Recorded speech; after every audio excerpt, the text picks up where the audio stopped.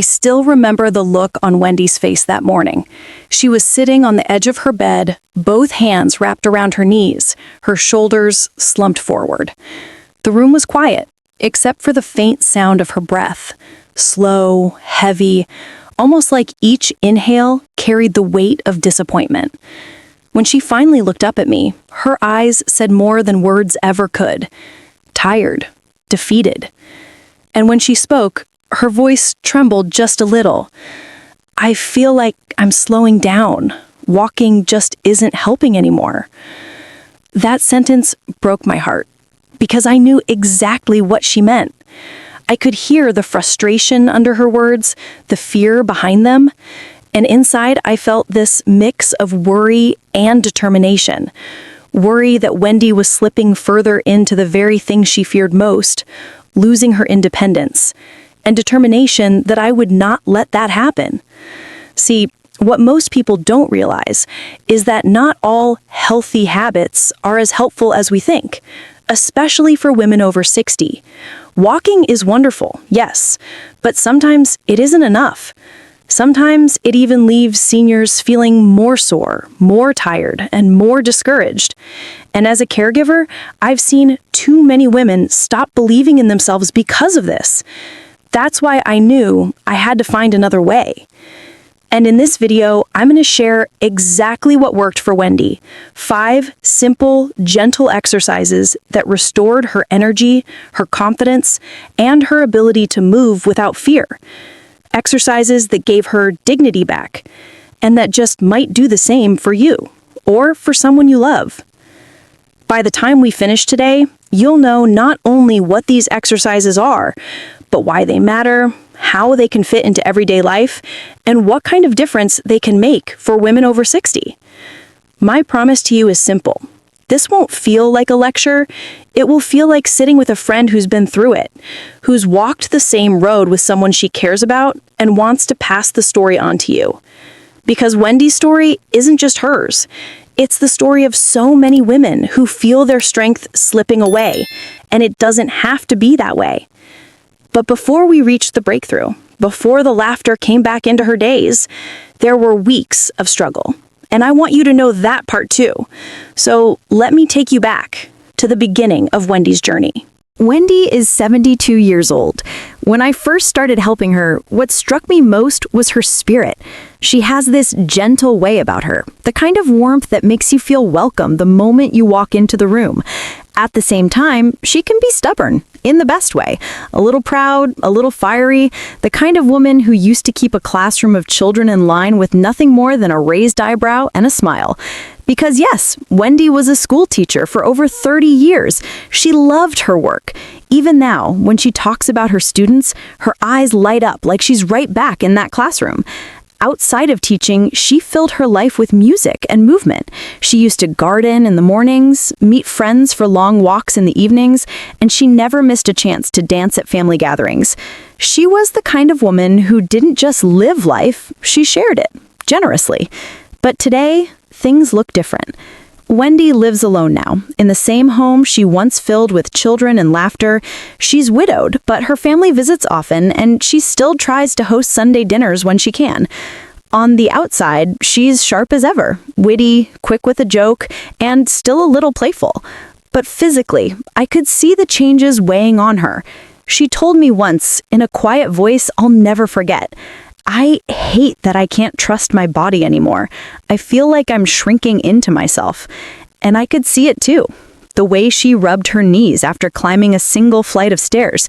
The way she leaned on the kitchen counter a little too long, as if catching her breath. The way her shoulders drooped when she thought no one was watching. Morning stiffness became her daily enemy. Just getting out of bed felt like a battle some days. Walking, the thing she used to love, left her more sore than strong. Even simple chores, folding laundry, sweeping the floor, seemed heavier than they used to. And in her eyes, there was something deeper than just physical pain. It was worry. worry that she was losing control of her life. From my perspective, as her caregiver, I'd been with Wendy for almost 2 years by then, and honestly, she reminded me so much of my own mother. That same pride, that same refusal to give in to old age. And that's what motivated me most, because behind that pride, I could see her quiet fear. The fear of becoming a burden, of not being useful, of having to rely on others for things she once did without thinking. Watching her struggle was not easy. Some days I felt frustrated, wishing I could take the pain away with a snap of my fingers.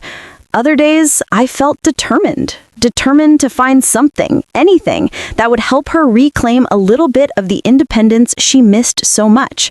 Because I knew she wasn't ready to give up, even if she didn't always say it out loud.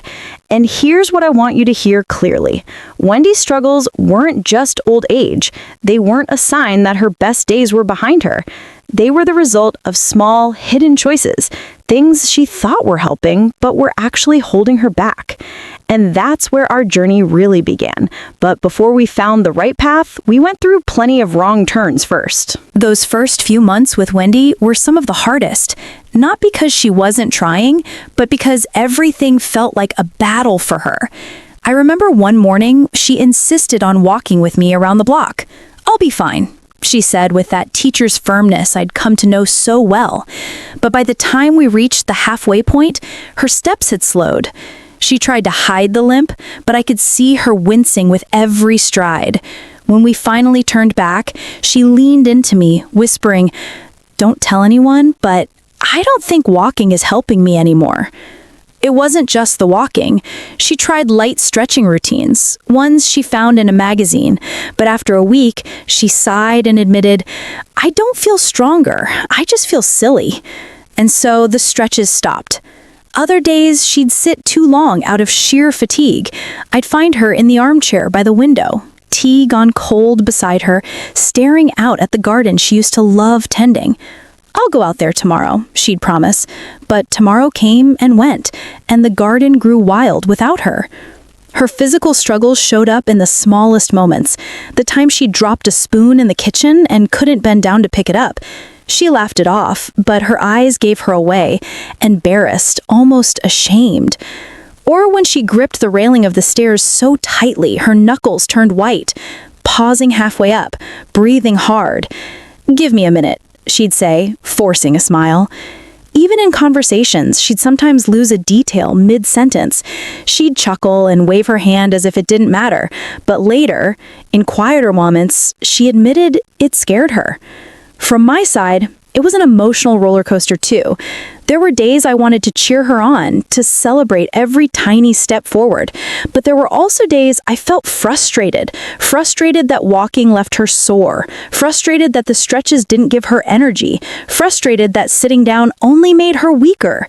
Most of all, I felt helpless watching this proud, capable woman doubt herself. And yet, even in the hardest moments, Wendy's spirit showed through. She'd crack a joke when her knees popped too loudly, saying, "Guess I'm turning into a percussion instrument."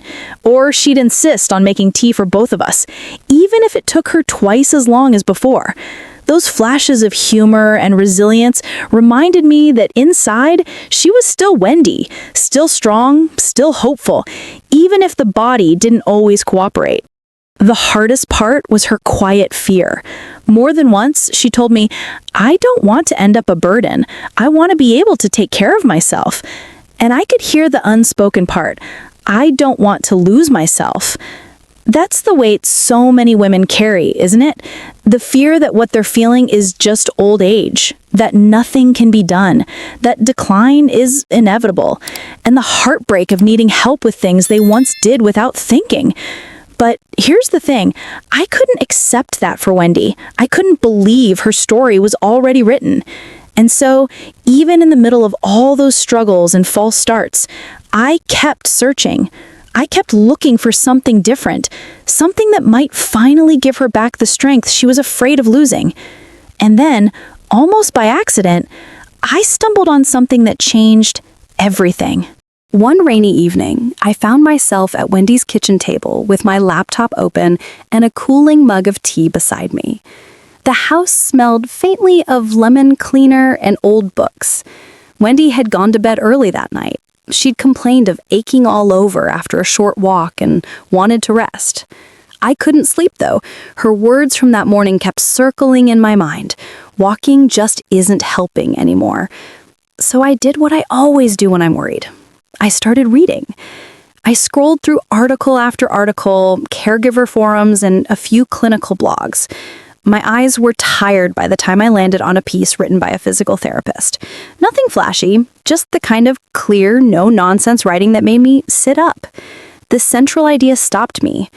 For many women over 60, short, targeted strength moves, done consistently, build the muscle and balance that walking alone doesn't. The article didn't promise miracles. It said something steadier. Small resistance and balance work support everyday function more than extra miles. That line felt like a thread I could pull. It wasn't a dramatic eureka moment, more like a gentle tug at something I'd already been noticing. Walking seemed to make Wendy sore. She came back from a stroll tired, not energized. She sat longer and did less. In my notebook, I started jotting patterns. Walking, soreness, sitting, stiffness, less strength, more fear of stairs. The dots began to line up. What if we were focusing on distance, steps, when what her body needed was strength and balance to do the things she loved? I didn't want to act on a blog post alone. I called Wendy's doctor the next morning and then a trusted physical therapist I'd been referred to. I explained Wendy's history, the morning stiffness, the walks that left her tired, and asked the obvious, nervous question in the back of my mind. Could we make things worse? Both voices I talked to answered with the same careful note. Start small, focus on strength for function, and use supports as needed. The PT suggested a handful of very gentle, practical moves that target the muscles used every day. Rising from a chair, stepping sideways for balance, closing the small gaps that walking hadn't been closing. When I brought the idea to Wendy, she raised an eyebrow, the exact look she used when a pupil in her class did something unexpected. Strength? She asked, skeptical. Isn't walking supposed to be the thing? Her doubt was familiar and fair. We'd both been conditioned to think steps equal fitness. I told her what the PT had said, and I told her how I'd noticed the same pattern in our days together. I remember her fingers tracing the rim of her teacup as she considered it. There was a pause, that soft intake of breath people take before making a small, brave choice. We didn't launch into 5 exercises all at once. I didn't want to overwhelm her or make it sound like another failure waiting to happen. Instead, I suggested a small experiment. One gentle move to start, just a few repetitions, to see how her body responded. The first one was simple and practical, something she'd use every day, and I showed her how to do it with the chair for support. I counted slowly, encouragingly. I watched her face, the furrow between her brows as she concentrated, the little grimace when it felt hard, and then almost imperceptibly, a hint of satisfaction when she sat back up a fraction easier than before. Her reaction was a mix of skepticism and reluctant curiosity. Well, that didn't hurt, she admitted, a tiny smile tugging at the corner of her mouth. I felt a small, cautious thrill, that soft heat in your chest when you see a crack of light where you'd expected only darkness. But I was also nervous. What if it backfired? What if our optimism was misplaced? Still, and this is honest, I felt hope I hadn't allowed myself to feel in months. Not a loud promise, but the kind of quiet confidence that grows from careful observation and small, steady steps. That afternoon, we made a compact agreement. We would try these gentle strength moves one by one for a few weeks. If anything caused pain beyond normal effort, we would stop and consult. If not, we'd keep going. Neither of us knew for sure what would happen, but deep inside I felt that the direction was right. That was the day we quietly committed. It wasn't dramatic. There were no guarantees. Just 2 women at a kitchen table, a notebook with a few circled notes, and a decision to try something new. I remember tucking the laptop closed with a little more calm than I had when I opened it. We promised to give it real time and to pay attention. What came next was the slow, ordinary work of trying. So, we began. carefully, one small move at a time. The very first morning we began, Wendy eyed the chair like it was an opponent. She lowered herself down and pushed herself back up in the slowest, most deliberate way I had ever seen. Her knees trembled slightly, and she groaned under her breath. Not dramatic, just the kind of honest sound the body makes when it hasn't been asked to do something in a while. When she finally sat back down, she looked at me with half a smile and said, "Well, that was humbling." I laughed softly, relieved she hadn't given up on the spot. I told her the truth. That's exactly where we start. That first week was nothing glamorous. A handful of moves, each one with long pauses, and a lot of me whispering, "Just one more, Wendy, and then we rest." By the second week, something small but important shifted. The mornings weren't quite as stiff. She still held on to the counter when she made her tea, but her steps toward the table had more steadiness. I noticed her sighs were shorter, less weary. She mentioned once, almost in passing, "I feel a little lighter after doing those," and it was like a spark for me. I tucked that sentence away in my heart, repeating it back to her gently whenever she doubted. Of course, not every day was progress. There were mornings when she shook her head before we even started. "Not today, I'm too tired." I'd feel that old weight in my chest, the caregiver's worry that I was asking too much. I never pushed, but I reminded her that skipping one day was fine, as long as we tried again tomorrow. My quiet mantra to myself was always, every small step counts. There were slip-ups, too. Some afternoons, she'd call me into the kitchen, laughing at herself, caught halfway into an old habit. "I just reached for the biscuits instead of the fruit," she admitted once, holding the tin like a guilty schoolgirl. I'd laugh with her, never scolding, just gently nudging her back toward the better choice. But then came the micro victories that made it all worth it. I remember the first time she made one of the simple meals on her own, grilled fish with a squeeze of lemon and a little garlic. I heard the faint sizzle of the pan, and when I walked in, she stood there with the spatula in hand, a little proud glimmer in her eyes. "It smells good, doesn't it?" she said. And it did. Fresh, clean, alive. Another afternoon, I watched her step outside into the garden. The sun was warm, the ground still damp from an earlier shower. She walked across the grass, not far, but far enough that I realized she hadn't stopped halfway to sit like she usually did. She turned back, a little out of breath, but smiling with that same spark I hadn't seen in years. There were frustrations, too. She'd grumble about the slowness of it all. "Why isn't this faster? Shouldn't I feel stronger by now?" I'd remind her that strength grows quietly, almost invisibly, until one day you notice you've changed. Sometimes she believed me. Sometimes she just rolled her eyes and did the next repetition anyway. Week by week, we built a rhythm. Morning stretches at the kitchen table, a short walk to the garden with pauses built in, gentle laughter when we experimented with seasoning fish differently. One time we overdid the paprika, and she teased me that I was trying to set her mouth on fire. I'd laugh with her, never scolding, just gently nudging her back toward the better choice. But then came the micro-victories that I'll never forget. One crisp morning, Wendy walked up her porch steps without stopping halfway. At the top, she turned to me, her cheeks flushed, her eyes shining with surprise. In a quiet voice, almost like a secret, she said, "I didn't think I'd ever do that again." I swallowed hard, hiding the lump in my throat, because I knew we weren't just doing exercises anymore. Something much bigger was taking root. And that's when I realized we were standing on the edge of a true transformation. Looking back now, I can see the exact moment when everything shifted for Wendy. It wasn't one big, dramatic scene.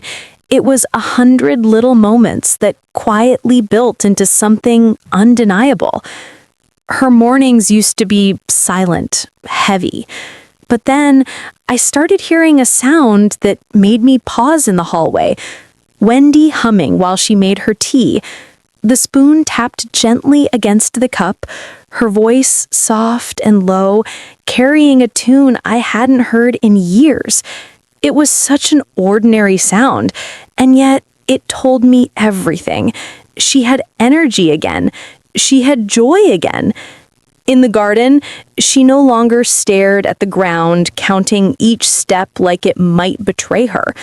Instead, she lifted her head, pointing out the new roses blooming, telling me how her mother used to love the same shade of pink. The stiffness was still there some mornings, yes, but the fear was fading. She was noticing beauty again, not just her knees. Her memory sharpened, too. One afternoon, she told me about a visit from her neighbor, and without hesitation recalled the name of a childhood friend they'd both known. I saw the pride flicker across her face. She didn't need to apologize for forgetting this time. She simply remembered, and that alone lit her up. The emotional changes, though, those were the ones that caught me the most. The laughter, the way she teased me when I got the seasoning wrong, the sparkle in her eye when she answered the phone and chatted with her granddaughter, her voice warm and confident. It wasn't just her body that was changing, it was her spirit. And then came the moment that still makes my throat tighten when I think about it. We were sitting across the table after dinner, the light soft in the kitchen. She looked at me, not hurried, not distracted, just fully present. And she said, "I feel like myself again. I don't feel old. I just feel alive." For a moment, neither of us spoke. I felt tears sting my eyes, and I quickly blinked them back, not wanting to overwhelm her with my own emotion. But inside, I was flooded with relief, gratitude, and pride, because I hadn't just helped her with exercises or meals, I had helped her reclaim her life. Her independence became her dignity. Her confidence became her freedom. And that ripple didn't just touch her.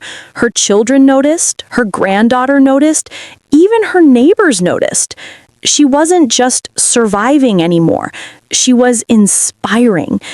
And that's when I realized this is what every senior woman deserves. Not just more years, but better ones. Vitality, dignity, freedom, the right to feel like yourself again. Watching Wendy's transformation reminded me of something I'll never forget. Small choices don't just change meals, they can change lives. And that's what I want to share with you now. When I think back to Wendy's journey, what strikes me most is how simple the shift really was. She didn't change everything overnight. She didn't start running marathons or lifting heavy weights. She simply swapped just walking for a few gentle, strength-based exercises. And slowly, those small steps gave her back her spark. And that's exactly what I want for you. So here are the steps, laid out clearly and simply, the same way I shared them with Wendy. Step 1, start slow. Even 5 minutes counts. You don't need to do it all at once. What matters most is just beginning. Step 2, use support. A sturdy chair, a railing, or even a caregiver's steady hand, there's no shame in using help. Safety first. Step 3, listen to your body. Some effort is good, but pain is not. Move gently, respect your limits, and let your body build strength at its own pace. Step 4, be consistent. Tiny daily habits beat occasional bursts of effort. It's the rhythm, not the intensity, that creates change. Step 5, celebrate small wins. Just like Wendy did when she climbed her porch steps, every small victory is proof you're moving forward. Remember, you don't have to be perfect. You don't need fancy equipment or hours of training. What you need is patience, kindness to yourself, and the belief that it's not too late. Because it isn't. If Wendy could do it, so can you. And I want to remind you of something important. You deserve this. You deserve to feel strong, capable, and alive at any age. Independence and vitality are not reserved for the young. They belong to you too. If Wendy's story touched your heart, I'd love for you to join our Caregiver Circle community. This is a space where senior women and the people who love them come together to learn, grow, and remind each other that we're not alone in this journey. So please, subscribe today. Stay connected. Because no woman should walk this path by herself. And if you'd like more guidance, I've created something special. My book, Stronger Than You Think. It's filled with practical tips, gentle habits, and real stories to help keep your body, mind, and soul fresh after 60. Think of it as a gift of guidance, from one caregiver's heart to yours. You'll find the link in the description. Before we close, I want to leave you with this. Your story isn't over. It's still being written. One choice, one habit, one step at a time. Every little action you take is proof that you are stronger than you think. So don't give up. Keep moving forward. And remember, you are not alone, and you are more capable than you realize. I'll see you in the next video, but until then, keep shining. If you're a woman over 60, or if you love one, I want you to hear this. Your independence, your strength, your joy, they are treasures worth protecting. Don't let small, hidden choices quietly steal them away. This channel, the Caregiver Circle, is your safe place. A space where we learn, share, and grow stronger together. If Margaret's story touched you, or if you simply want to feel less alone on this journey, I invite you to subscribe today. Join this circle of women who are thriving, not just surviving. Together, we are building a beautiful community of strength, dignity, and hope. And if you'd like a step-by-step guide to walk with you more personally, I wrote something from my heart, Stronger Than You Think. It's not just a book, it's a companion. Inside are real stories, gentle tips, and simple daily habits to keep your body, mind, and soul fresh after 60. Think of it as a gift of love, born from years of caregiving and wanting every woman to know she's not walking this path alone. You'll find the link in the description below. But before we close, I want to leave you with this reminder. Your story isn't ending. It's beginning a new chapter. You are stronger than you think, and every small choice you make today is proof of that. So hold on to your dignity, keep your spark alive, and never forget you are worth every bit of care, every bit of effort, every bit of love. From my heart to yours, thank you for being here. I'll see you in the next video.